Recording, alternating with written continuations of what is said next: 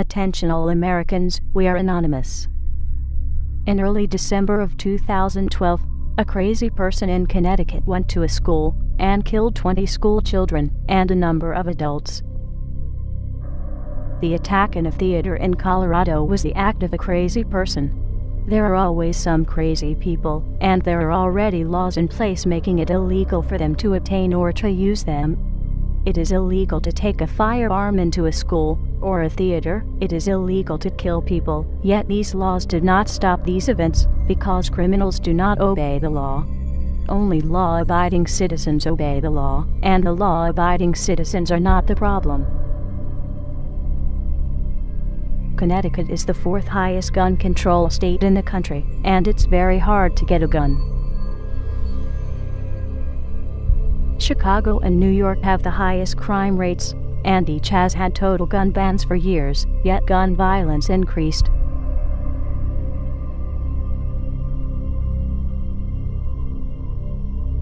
Mexico has a total gun ban for all citizens, but in the last 3 years, more than 55,000 people have been killed by guns because only the drug cartels and criminal government have them.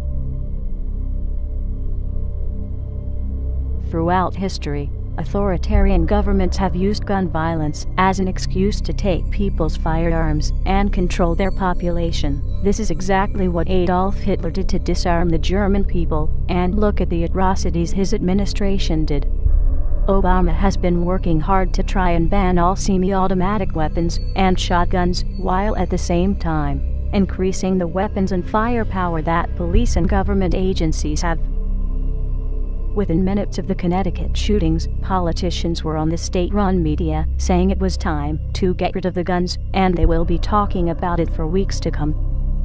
The Obama administration and his government-funded media have been promoting this idea for months. Every time there is a shooting performed by a crazy person, the media talks about it non-stop for weeks or months. But when there is an illegal or unlawful shooting by police that does not fit Obama's agenda, the story is barely mentioned, such as some of the following cases. August 2nd, 2012. Travis Carter was shot in the head while handcuffed in a patrol car in police custody. Police claim he hid the gun and shot himself, even though he already told his girlfriend they would go to a movie when he got out.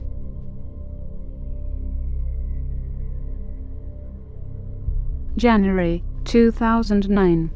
Bart police officer Johannes Messel shoots and kills a handcuffed, restrained, unarmed man, while multiple other police officers are around.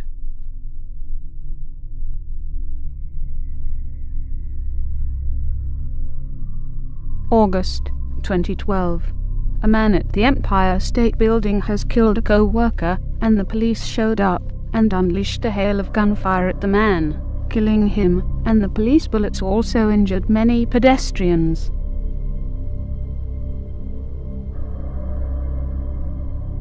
July 2012. Some protesters demand answers from police about why they shot a man in the back. The police responded on the crowd of protesters that had many children under the age of 10, with rubber bullets and attack dogs.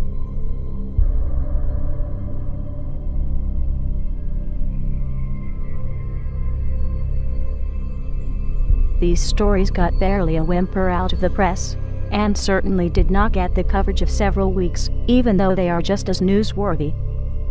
In addition, are the other major violent crimes where firearms were not even used. August 2007, Connecticut.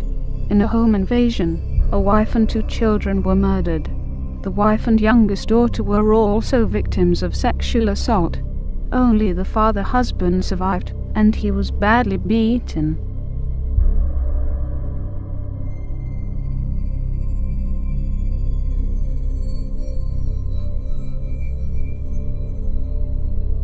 October 2012.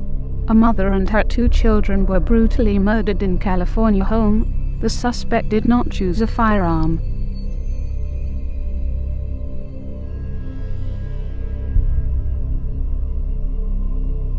October 2012. 2 children were found stabbed to death when their mother returned home. The suspect was the children's nanny.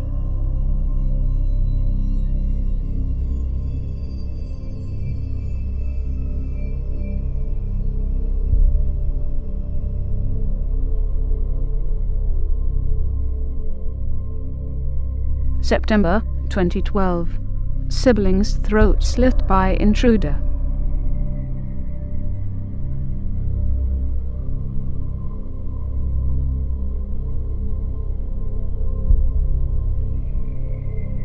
The press also hardly mentions the cases where guns were used by law-abiding citizens to save lives to avoid being raped or killed. October 2012. 12-year-old Oklahoma girl shoots home intruder to protect herself after she tried to evade them.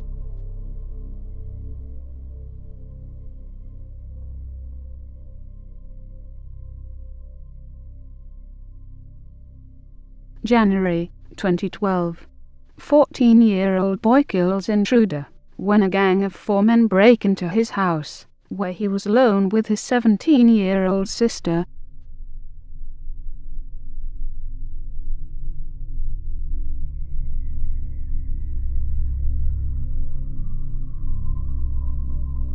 Many would have you believe that guns are the cause of violence, but that is like saying fat people are obese because they have forks and spoons. It is caused by the person that commits the acts, not the instrument they used. If guns were the cause of the violence, then the police would be committing more violence with guns and would need disarmed instead of being more heavily armed. And the military and National Guard should never be used to perform law enforcement duties. Other Anons and many other people, including Alex Jones and many others, have provided lots of evidence over the years to these facts.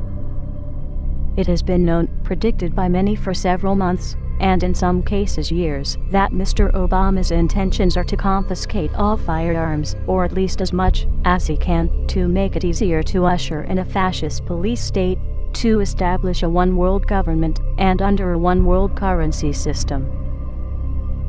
It was a tragedy in Connecticut, where the school children were murdered by a crazy person, and, as we have demonstrated in this video, there are countless cases where the press did not report on it as much, because it was not on a political agenda.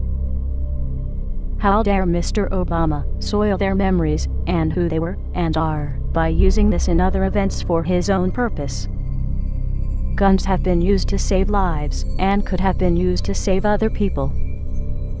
Mr. Obama would have you believe that guns are the cause of these crimes that CNN, Fox, and the rest of mainstream media talk about so much, but it is hardly mentioned when the crimes are committed by authorities that are ever increasingly armed. Mr. Obama will tell you he needs to get guns out of the hands of criminals, but he will be taking them out of the hands of law-abiding citizens, while the criminals will still have them, and will have other means of inflicting harm. The law-abiding citizen will be helpless. Those that were saved by guns will become victims. And those that could have been saved by guns will have that history repeated, as others end up raped and murdered.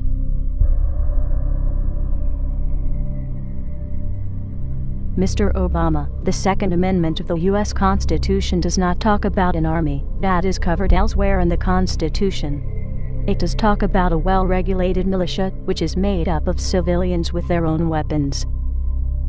The Second Amendment of the U.S. Constitution does not talk about protecting government or government resources, but it does talk about being necessary for the security of the free state.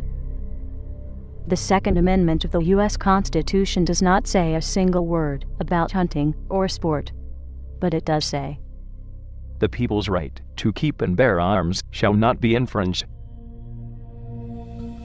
To the American people, as many laws have been banning firearms in cities such as Chicago, New York, and Washington, D.C., have been implemented, and, as the courts get them, they are now being overthrown as unconstitutional.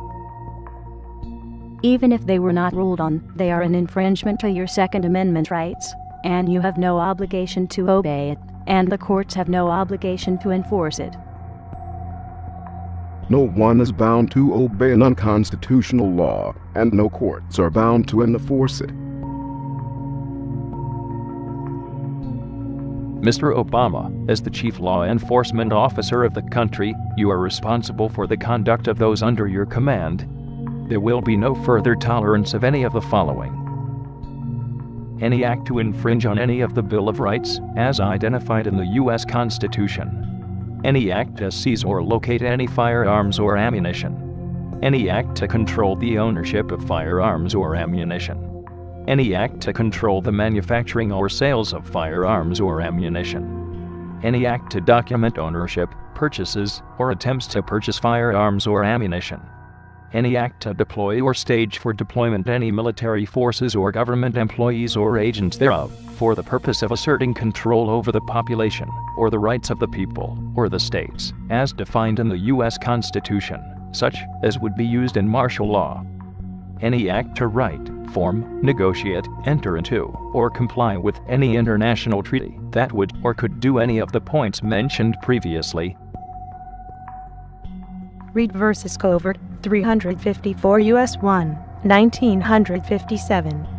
Treaties do not confer powers not authorized by Constitution.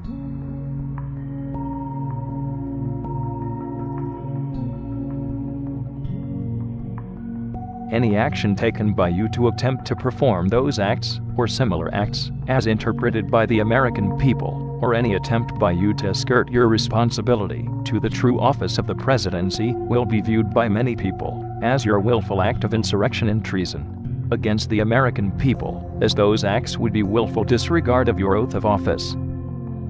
Any further attempt by you, your administration, law enforcement, or those under authority of the presidency to perform or assist in performance with any body attempting such acts will be viewed by many people as your willful act of insurrection and treason against the American people, as those acts would be willful disregard of your oath of office. Any further attempt by you, your administration, law enforcement, or those under authority of the presidency to do any of those acts mentioned, or anything similar, will be viewed by many people as your willful act of insurrection and treason against the American people, as those acts would be willful disregard of your oath of office. Upon such acts, it is the responsibility of the Vice President and Cabinet members to immediately exercise their authority under the 25th Amendment of the U.S. Constitution to remove you from office. Failure of such act may be viewed as an act of insurrection and treason by the Vice President and Cabinet members, as such failure would be willful disregard of each of their oath of office. Upon failure of the Vice President and Cabinet members to perform such duty of your removal, it then falls on Congress to immediately force your removal by legal means.